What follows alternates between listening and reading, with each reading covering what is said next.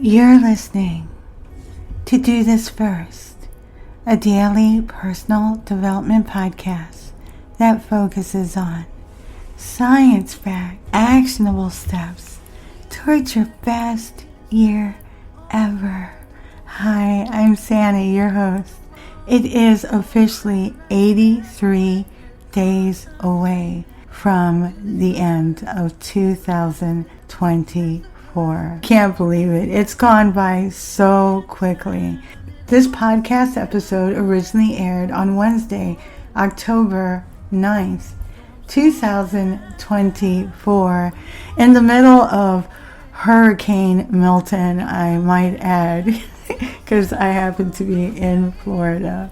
Today, we're talking about something that can really hamper your ability to finish strong this year and really any year. Yesterday, we talked about cognitive reset and how sometimes it makes sense just to step away from a problem and then reapproach it with fresh eyes. When you do that, you also have to be careful with analysis paralysis, which is what we're going to talk about today.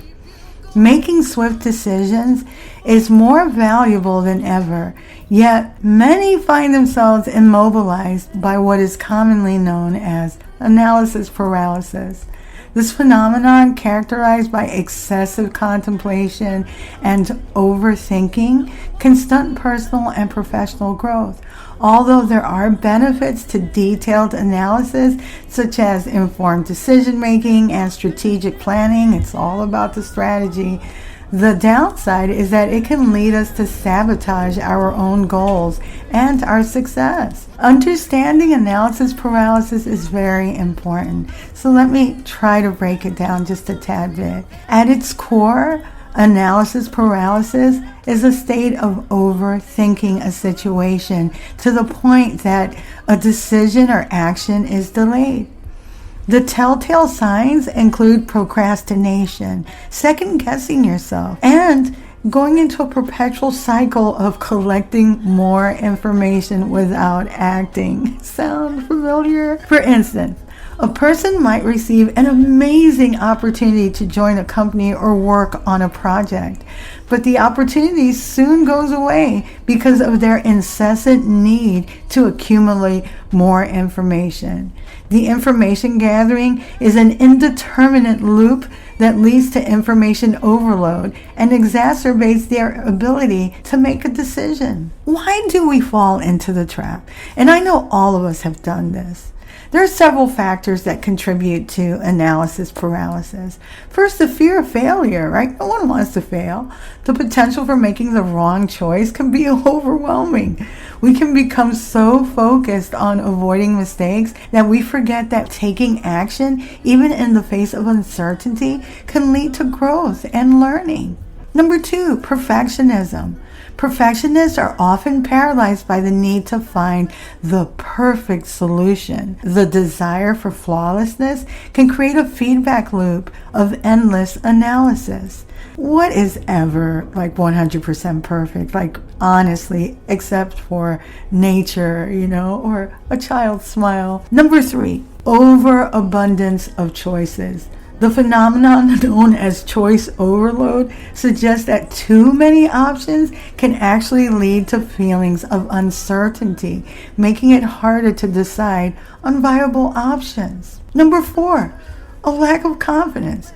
We might doubt our own judgment and seek excessive information to reassure ourselves, inadvertently delaying decision-making processes. These are some very actionable, practical steps that you can do to break free of analysis paralysis. If you find yourself ensnared in this unending loop of analyzing information and getting more information, there are some very practical steps that you can take to break free of analysis paralysis. Number 1, set a time limit for decision making. Set a time limit for decision making. Allocating a specific time frame to make decisions can push you into action. Find a balance for trivial choices. Maybe a few minutes might be enough. For significant decisions, consider a day or two. Research by psychologist Daniel Kahneman indicates that quick decisions can often rival well-considered ones. Number 2, embrace good enough. Adopting a mindset of good enough helps combat perfectionism. Acknowledge not every decision will be perfect, and that's okay. As author Barry Schwartz emphasizes on the paradox of choices, aiming for maximizing choices can lead to unhappiness, while satisficing allows you to move forward. Embrace the 70-30 rule, which we'll touch on tomorrow. Number 3, limit information intake. Establish a boundary for how much information you'll gather before making a decision. Stick to the most relevant sources and set a limit. This prevents the endless loop of data collection. Number 4, visualize possible outcomes. Spend a few minutes visualizing the potential outcomes of your options.